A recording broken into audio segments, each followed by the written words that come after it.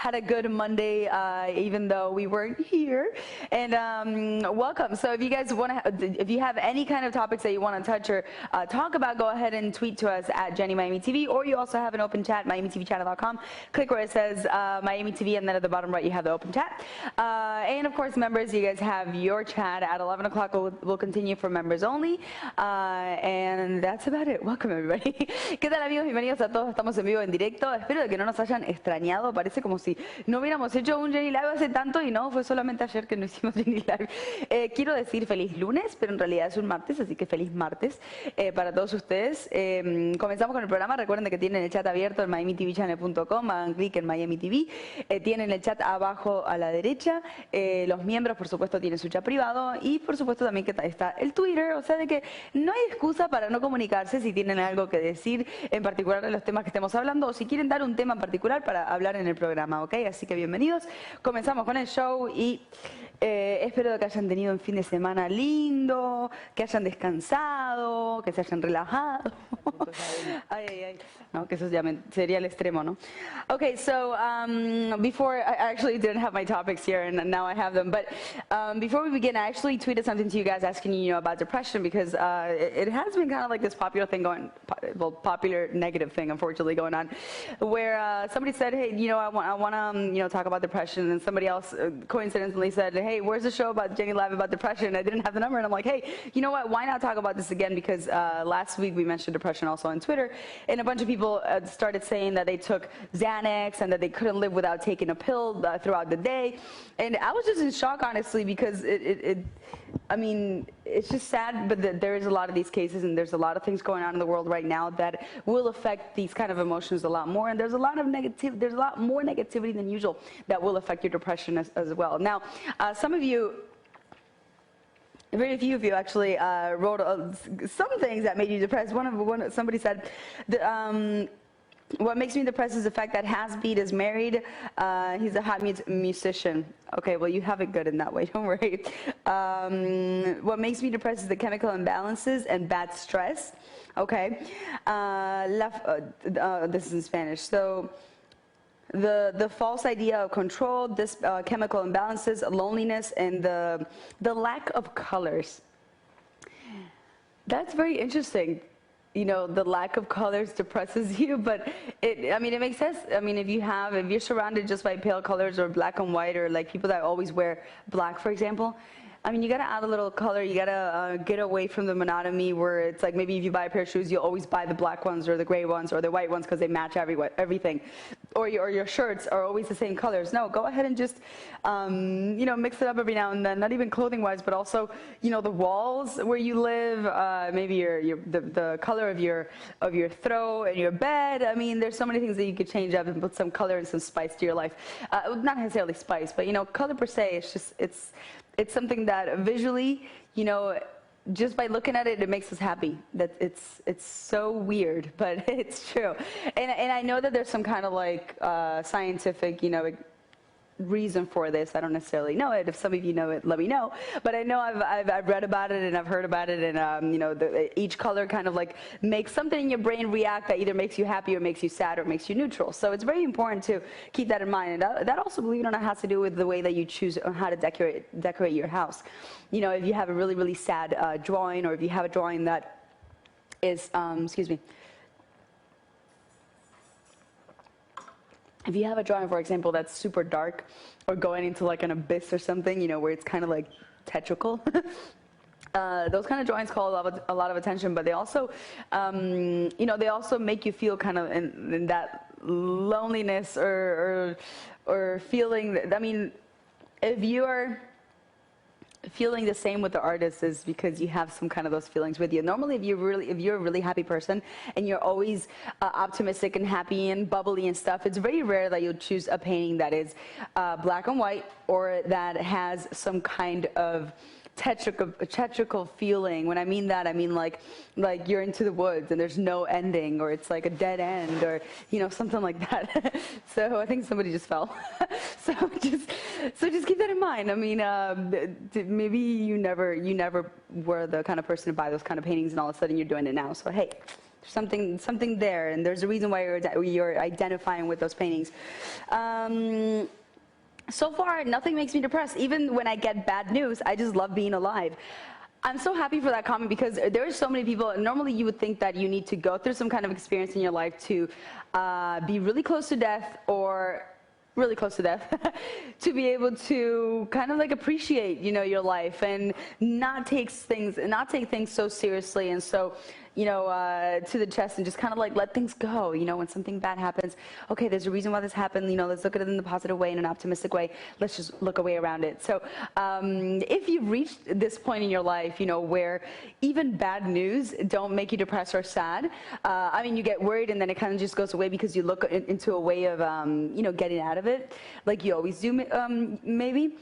That's great. You know, that's definitely a virtue, and I think you know, everybody should definitely act that way. I mean, nothing should make you depressed, and I think that's also kind of like the comment that I was hoping for.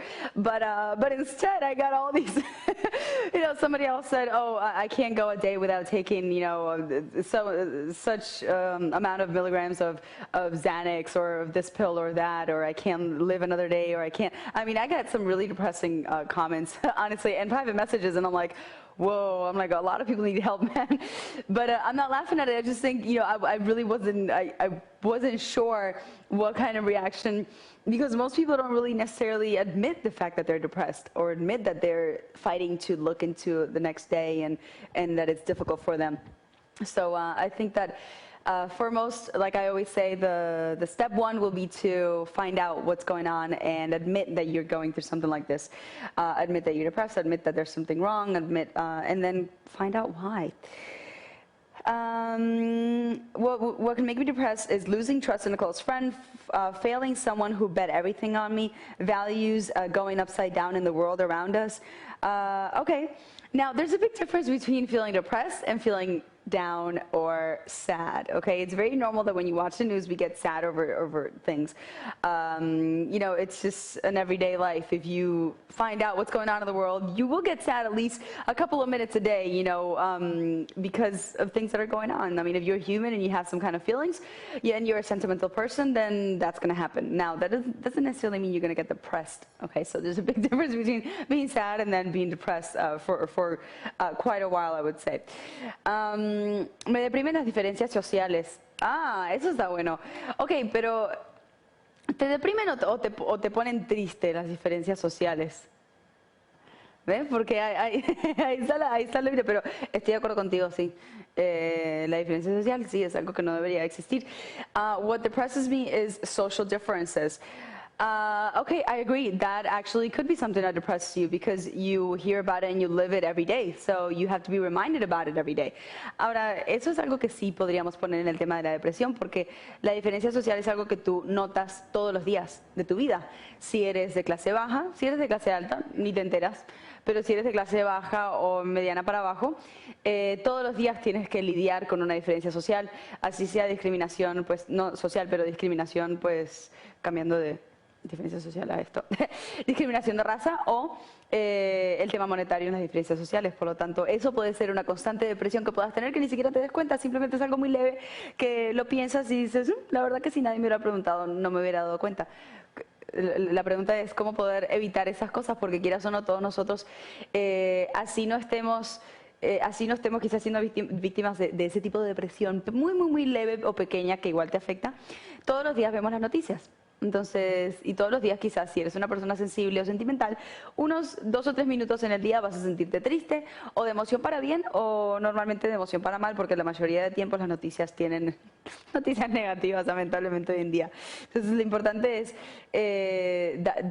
o sea, pasar la página, escuchar y o sea, escuchar pero no... Sería oír pero no escuchar. O sea, tú oyes lo que está pasando, oyes las noticias, pero no tienes por qué dejarlo grabado en tu día como para que siga contigo el resto del día y sea el único tema que vas a tratar con tus amistades. ¿Sabieron que fulano murió? ¿Sabieron que esto y lo otro? O sea, que también sería como una manera de poder priorizar las cosas que escuchamos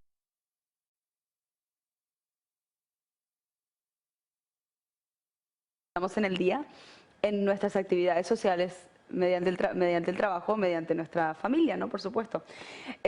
Una de las maneras de evitar la depresión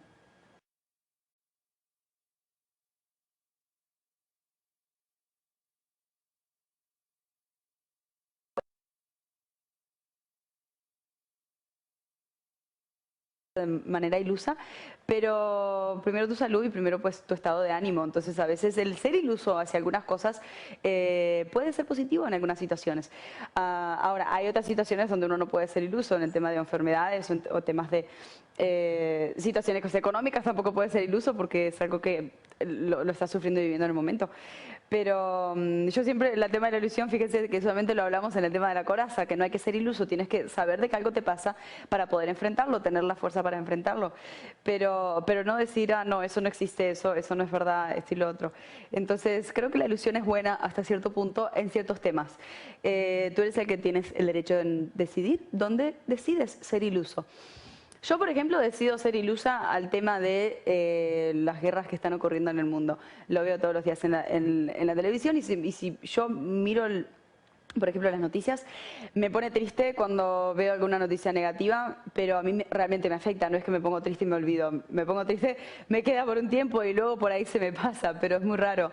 Entonces prefiero a veces pues simplemente pues prestar atención, pero medio como que dar vuelta a la cabeza y decir, bueno, ok, sé que está pasando, sin embargo no lo estoy haciendo, no lo estás como marcando, no lo estás haciendo presente en el momento. Entonces es algo que sí, alguna gente podría decir que es malo, pero al mismo tiempo pues ¿qué puedes hacer al respecto? Si hay un tema donde realmente no puedes hacer nada físicamente al respecto y la única lucha que podemos tener ante cosas como la discriminación o las guerras o las diferencias sociales o todas estas cosas que son ya en un tema masivo, nuestra única lucha que tenemos como personas individuales, a no ser que ya estén haciendo un gran grupo y vayan a hacer alguna manifestación, es simplemente generar energía positiva, es hacer el efecto dominó, ser una persona de ejemplo, ser una persona para que el resto de personas se contagien de positivismo y así, tarde o temprano, pues cambiando nuestras vidas a un estilo de vida positivo, el mundo mismo empieza a cambiar, empiezan a haber más acciones positivas de la gente. Entonces, en ese tipo de temas donde son ya muy generalizados, que realmente no lo vemos en nuestras manos como para poder agarrarlo y decir esto está negro, lo pinto de blanco, sino que no. Allá en no sé dónde están matando gente y tú realmente, pues, ¿qué vas a hacer? Pues verlo, escucharlo, deprimirte y encima todos los días porque realmente eres una persona sensible. No, a veces es mejor decir, bueno, existe, pero entonces me hago iluso de que sigo viviendo mi vida como corresponde y sé que lo importante es enfocarme en vivir una vida positiva y cada vez ser mejor persona. Punto. O sea, de que, bueno, está la alerta, pero no estar involucrado. O sea, solamente involúcrense en las cosas que realmente pueden hacer algo, ¿me entiendes?, al respecto en el momento físicamente pues de manera de magnitud. Si no, de lo contrario, lo mejor que pueden hacer es lidiar con ustedes.